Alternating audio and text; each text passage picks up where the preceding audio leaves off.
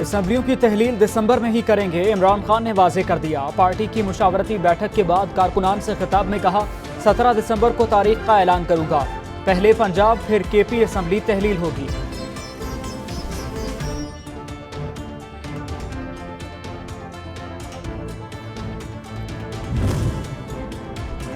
भारत पाकिस्तान में दहशतगर्दी में मुलव्वस सबूत अक़वाम मुत्तहिदा में फराहम करेंगे।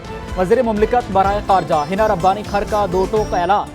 प्रेस कॉन्फ्रेंस में कहा, आलमी बरादरी अमन दुश्मन कार्रवाइयों पर भारत का एहतसाब करे।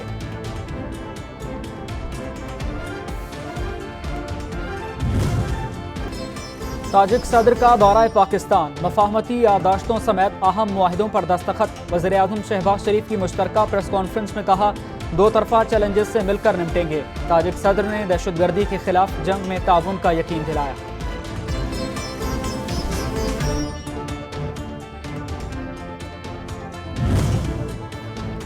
और मुहाफिज लुटेरा बन गया, रावलपिंडी के थाना रवात के पुलिस एहलकार ने लड़की को ज्यादती का निशाना बना डाला।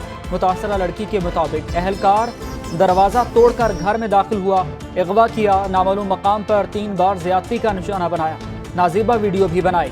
CPO ऑफिस पहुंची लेकिन सुनवाई न हुई।